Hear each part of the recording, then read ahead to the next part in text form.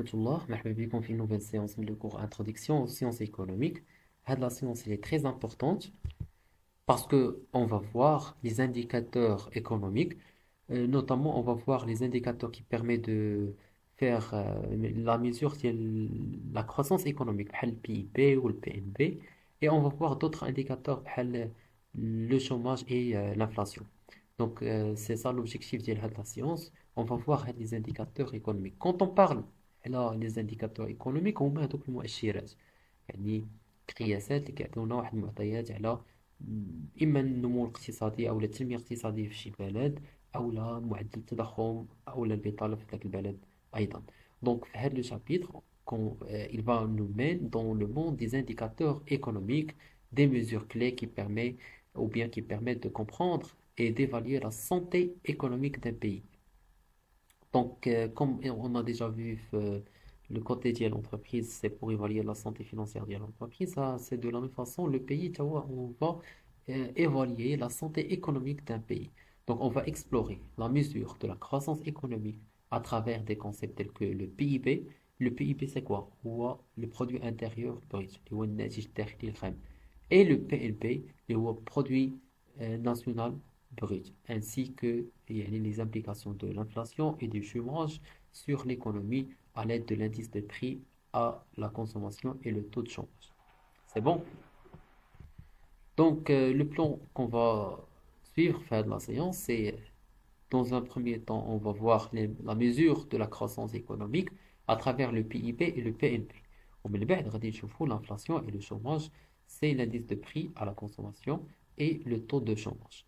Donc, commençons toujours avec la mesure de la croissance économique. كيفاش ممكن mesurer la croissance économique ديال شي بلد. Donc, à travers le PIB et le PNB. Donc, تعرفوا على كل حاجة منهم. Donc, la mesure de la croissance économique était essentielle pour évaluer la santé économique d'un pays. Donc, on a deux indicateurs principaux qui vont servir voilà, à cette mission de calcul de la croissance économique. Donc, le PIB, c'est quoi? Le produit intérieur brut représente la valeur totale de tous les biens et services produits à l'intérieur des frontières d'un pays sur une période donnée, généralement une année. Donc, le PIB, c'est la valeur de la richesse créée par les entreprises, généralement, dans un pays donné à une année, ou là, dans une année. C'est bon? Donc, le PIB. Il y a dit que la somme des richesses, c'est-à-dire les biens et les services qui sont produits à l'intérieur des frontières d'un pays dans une période bien déterminée. Donc, il mesure la production économique du pays, quel soit le résultat de la production nationale ou étrangère sur son territoire. Donc, c'est ça le produit intérieur brut. Ou quand on parle, par exemple, donc il a dit un exemple, le pays-ville, c'est un pays fictif, imaginaire. Donc, dans une année, pays-ville a produit des voitures, des ordinateurs et des services de santé, des repas au restaurant, etc. Donc voilà, la zone géographique a produit des voitures, des ordinateurs, des services de santé et des repas les restos. Donc la valeur totale de tous ces biens et services constitue ce qu'on appelle le PIB de pays-ville pour cette année. L'ordination les biens et services qui sont créés par chaque secteur, bien sûr le produit intérieur brut.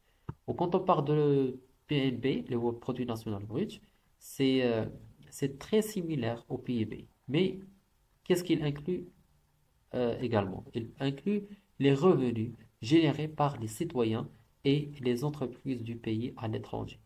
Donc, euh, voilà, ça c'est un élément tout en excluant les revenus étrangers au sein du pays, il tient compte des flux de revenus internationaux, c'est-à-dire la somme des revenus qui sont générés par les citoyens et les entreprises du pays à l'étranger. وهذا هو l'élément de différence entre le PIB et le PNB.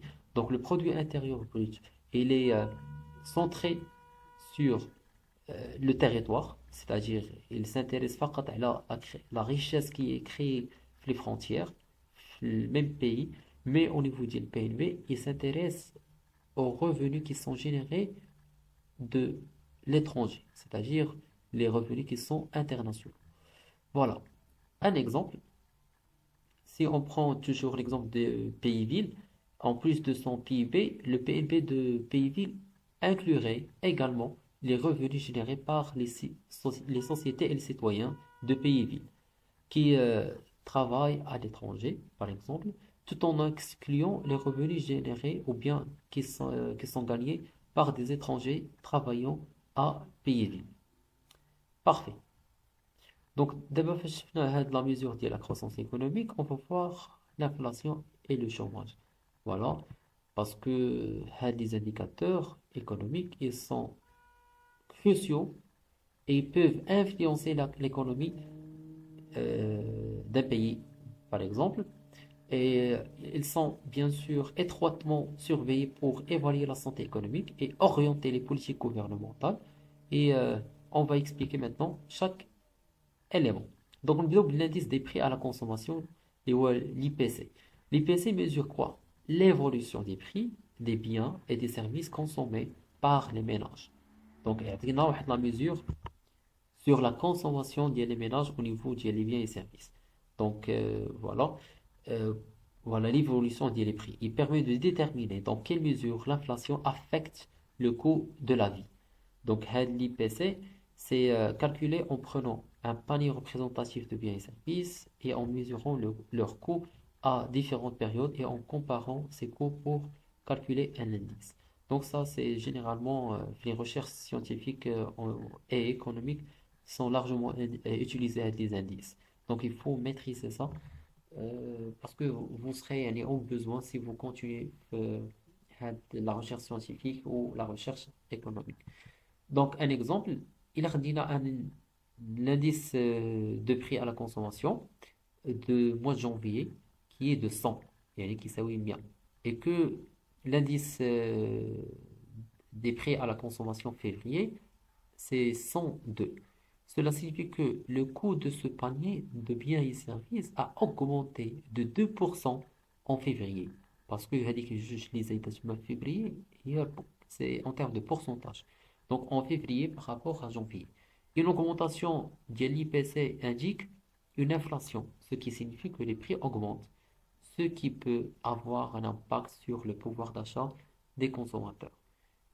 C'est bon? Donc ça, c'est d'une part. Après, le taux de chômage. Le taux de chômage représente la proportion de la main-d'œuvre active qui est sans emploi. Donc très bien. Tout le monde a le taux de chômage. Donc, ملي كنبغي نحسب le taux de chômage, راه كناخدو غير la population active. C'est bon. يعني la population اللي كنقولوا قادرة على العمل. بمعنى آخر ما كناخدش التوتال. كناخد فقط la population active وكنشوف شكون هما الناس اللي في هاد لا بوبولاسيون اكتيف ما عندهمش خدمه يعني كي سون سون emploi et à la recherche d'un travail. Donc il est calculé le taux de chômage en divisant le nombre de chômeurs par la main-d'œuvre active, voilà, qui sont les personnes employées et chômeurs. Parfait. Un exemple, si dans une région qui compte 10 000 personnes, يعني خدينا واحد la zone économique, une petite ville فيها par exemple 10,000 واحد يعني 10 000 personnes dans la main-d'œuvre active et que 500 d'entre elles يعني 500 من هاد الأشخاص هادو sans emploi ما عندهمش خدمة et à la recherche d'un emploi كيقلبوا على خدمة toujours. Donc le taux de chômage في هاد الحالة غادي يكون هو 5%. Pourquoi 5%؟ لأننا خدينا 500 chômeurs divisé par 10 000 personnes dans la main-d'œuvre active. يعني قسمنا العدد ديال الناس اللي هما عاطلين على العمل أو بدون عمل قسمنا على البوبيلاسيون اكتيف هي فوالا الناس اللي قادرين على العمل في التوتال عددنا 5%. دونك ان تو دو شوماج élevé voilà il كان élevé هذاك لو تو دو شوماج peut indiquer des problèmes économiques tels que une faible croissance ou bien une récession. Donc هنا avec un taux de chômage de 5%, donc il faut maintenir encore le taux de chômage à voilà, environ des pourcentages encore plus faibles.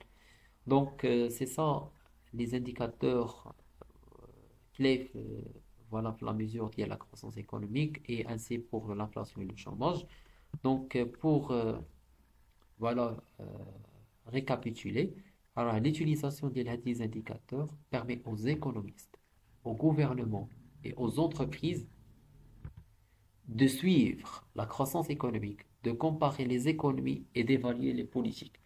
Par exemple, une hausse de PIB ou bien de PNB indique la croissance et voilà, la croissance économique. Et une baisse suggère une récession. Donc, les gouvernements s'appuient sur ces données pour orienter leur politique, car des indicateurs sont cruciaux pour la stabilité économique.